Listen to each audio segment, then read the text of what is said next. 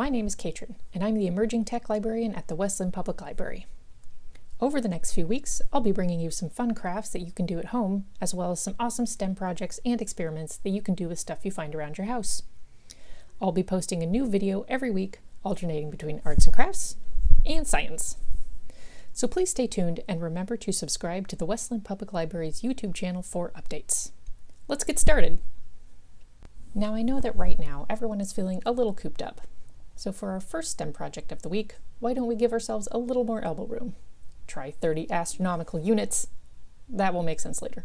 It's funny. But that's right, we're going to be headed to outer space and making a ToScale map of our solar system. All you'll need today is markers or colored pencils and a long piece of paper. If you happen to have a roll of receipt paper, that's perfect, but I just made mine by cutting a regular piece of paper into strips and attaching them end to end with a glue stick. We make it work. It doesn't actually matter how long your paper is, since we'll be using comparative distances rather than exact measurements, but I suggest making yours at least 30 inches long. The first thing we'll do is label one end of your paper Sun, and the other end will be Pluto, or Kuiper Belt. So we have a set distance within which we'll be working today. Now what I want you to do, on one side of your paper, is using your markers or colored pencils, map out where you think all of the planets might lie between the Sun and Pluto. If you don't know, that's okay. Just make your best guess, because in a moment I'll be showing you how to get an accurate scale. Once you've made your guesses and drawn them on one side of your paper, we'll turn the paper over and use the blank side to make our ToScale map.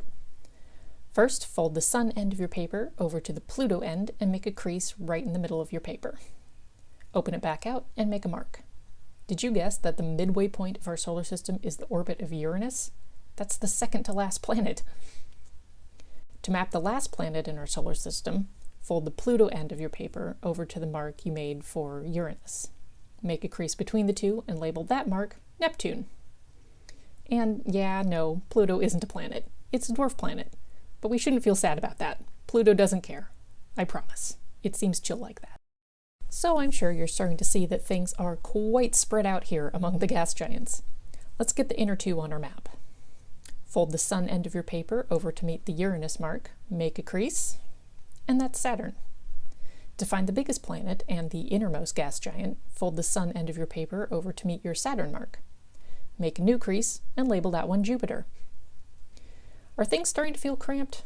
Just wait, because the next structure we're mapping isn't even a planet, but it's still very important. Fold the Sun over to your Jupiter mark and crease between them. This new mark is the asteroid belt.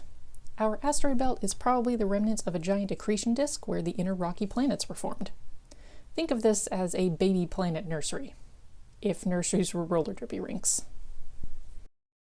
To find out where the inner planets orbit, fold the Sun to meet the asteroid belt and label that new crease Mars. Now, here is where it gets a little hard to map accurately because of the reduced scale. But fold the Sun over to meet Mars, and then without unfolding your paper yet, fold the crease over to Mars again. So do a double fold. Now when you open it back up, there will be 3 new creases. From Mars towards the Sun, label these Earth, Venus, and Mercury. So take a moment to look at your paper. Compare the two sides, and see how close you were in your guesses. Oftentimes, people imagine the planets as very equally spaced in the solar system. Probably because to save space, this is how they are depicted in lots of graphs and textbooks. But look at how much space there is once you get out to the gas giants. So much! Since our solar system is so mind-blowingly big, we use a special unit of measurement to compare planetary distances, an astronomical unit. That is approximately the distance from the Earth to the Sun.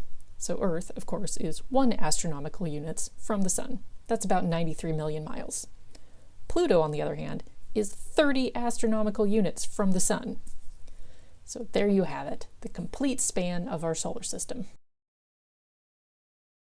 Except that it's not! That's right, this video has a twist ending. We've only mapped out to the Kuiper Belt. But did you know that there is another, more distant region in our solar system?